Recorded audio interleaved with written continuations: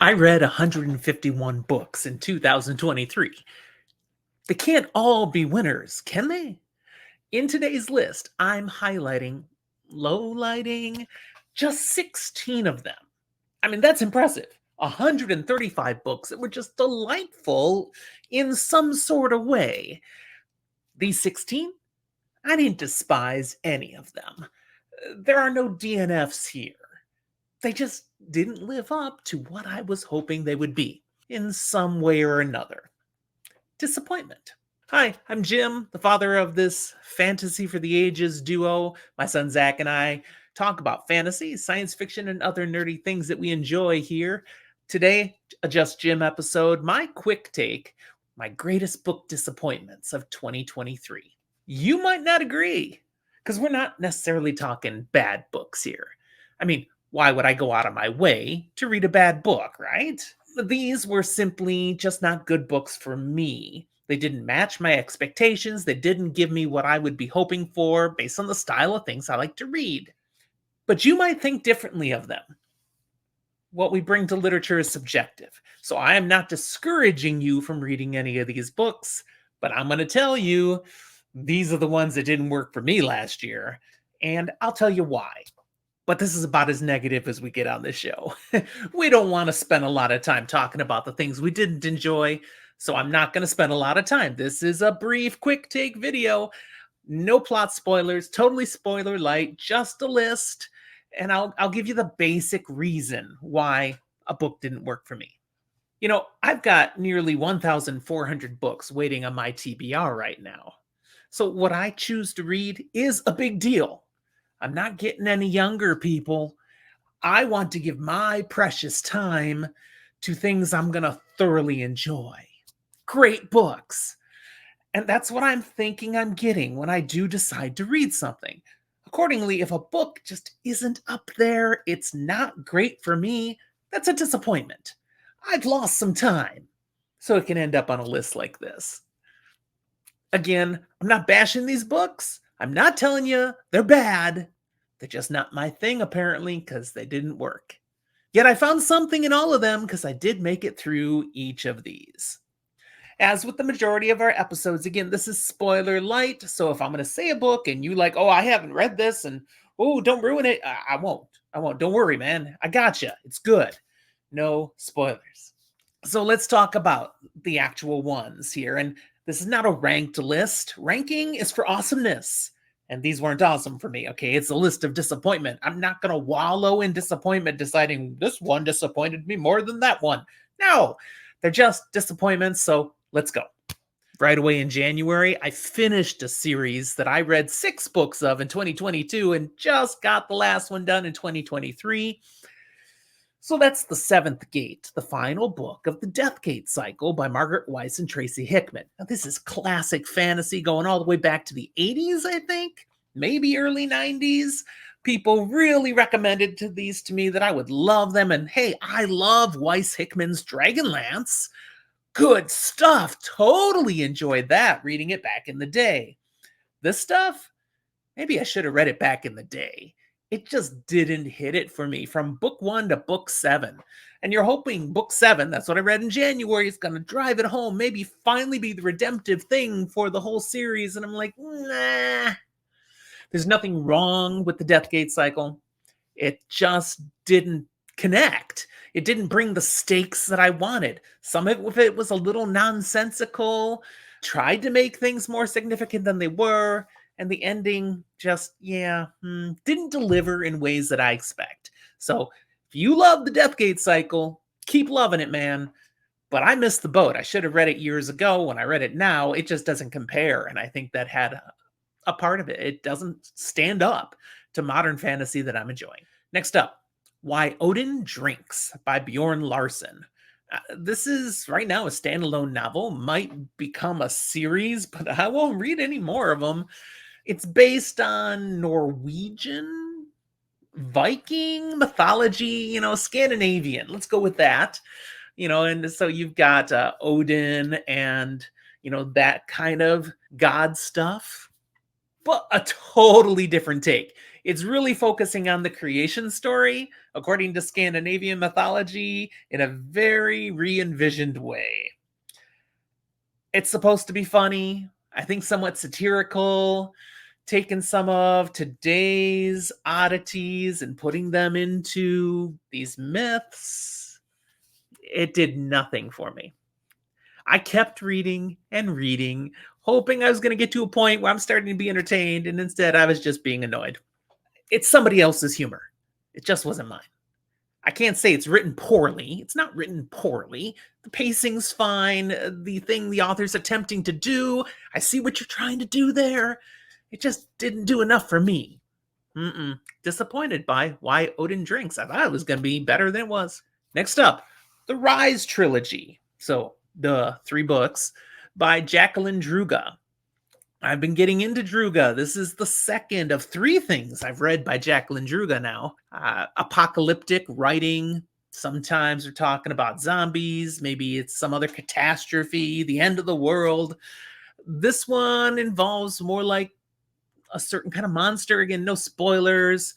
Things that are uncovered, discovered, and then they rise. And 3 books that are out of it. And it just didn't... I don't know, it didn't connect for me.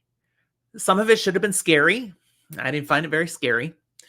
Some of it was borrowing from a certain type of horror element and re-envisioning it a new way. And it felt weak. It just didn't have the gravitas that a story like this should have had. It's got elements of science fiction and horror blended together, and it really could have been something good. But the character writing was a little weak. The writing as a whole didn't seem real tight. And some of the plot elements got a little loosey-goosey. Of the 3 things I've read by Jacqueline Druga, this is by far on the bottom. I've also read 1037. That was pretty good. I've read something else more recently by Druga that I'm blanking on the name right now. I'll drop it in. It's coming across the screen. Let's see. Right here, right now. But it was good. I just can't remember right now. Wow. But the Rise Trilogy, I'm glad I didn't give up on Druga, because what I read after this was much better. Okay, then we get to Stephen King. Okay, guys, you know I'm working through all of Stephen King's works, catching up on the things I missed over the years. So like Stephen King, I think he's a master storyteller. But I read From a Buick 8, and that is a weird story. It has some elements that are interesting. There's certain sci-fi, supernatural, paranormal twist to the story, but not a lot happens in this story. It's a lot of talk. It's not a lot of action.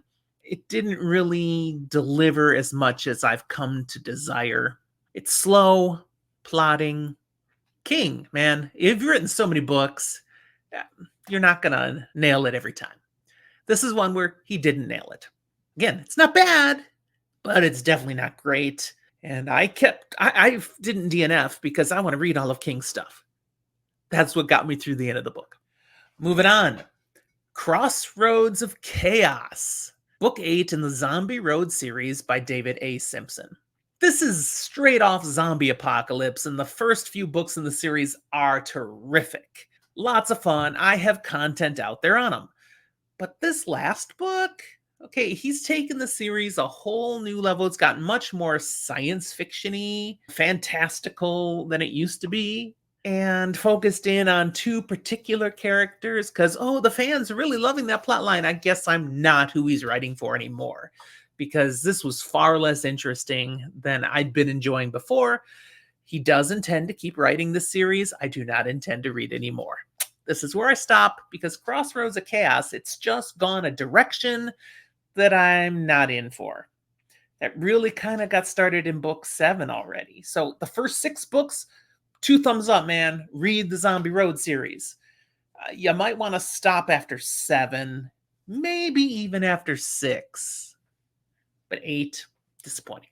Okay, perhaps my biggest disappointment of the year is this next one.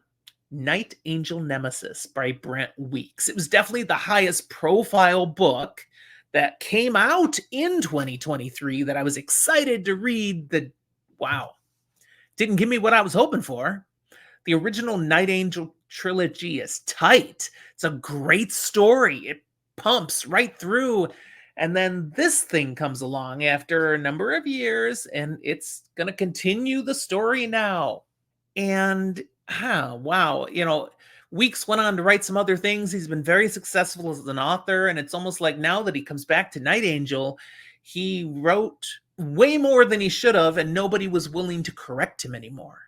Before, an editor would have said, "Oh, Brent, man, no, you can't do that. That's way too wordy. That's way too big. You gotta trim that down, dude." Now it's like, "Oh, sure, Mr. Weeks, we can sell this at a higher book price. Please continue." The thing is just way too big, too bloated of a novel. The storyline that's in there is good. I found things to enjoy, and the ending's terrific. But to get there was a trek, man. I didn't need nearly so much plodding along, so it disappointed me. It was actually hard not to DNF this book, and that would have been a failure because the ending, again, does deliver. Not everybody experienced this when they read this story. Zach doesn't feel as I do, but I was disappointed. Okay, I've only got one more. I said there were 16 books, but this last one is an 8-book series that I read the entirety of here in 2023, and it didn't give me what I was hoping for. And this is A Shrouded World, a collaboration by Mark Tufo and John O'Brien. I'll refer you to another episode I have specifically on A Shrouded World to hear about it. Just the point is, though, I've read a lot of Tufo stuff, and it takes characters from Mark Tufo's Zombie Fallout and puts it in here. And I went and read John O'Brien's A New World to meet Jack Walker, who's ported into this series. So, yes, I love all these characters, and they come together, and the magic isn't there. It's kind of a hot mess. There's some weirdness, there's parallel worlds, and the supernatural, and angels and demons, and all sorts of elements that sound like they ought to be cool. Oh, zombies too. But it just is messy. Disappointed. I did finish it, but I mostly finished in the end as a endurance test. I just got to get this done so I can say I've read it. Okay, there you go. My greatest book disappointments of 2023. Despite what you just heard me say, I didn't hate any of these books. And I don't want to discourage you from reading them if you want to give them a try. Some of them you genuinely will wonder why I was disappointed. Because we all are very subjective in what we watch. But check them out. Your reading experience may be better than mine. Hopefully your viewing experience now was good enough that you'll still click like and you'll subscribe to our channel if you haven't done so. We invite you to leave comments down below, especially if you have thoughts on any of these particular books that I listed today. Check the show notes for ways that you can connect with Zach and I. And if you're still watching, consider becoming one of our Patreon supporters, like these fine people right here. Thank you, those of you who support us on Patreon and help us be able to cover the costs of bringing this out to you day after day. Okay, that's all I've got. Thanks for watching. We'll talk to you next time.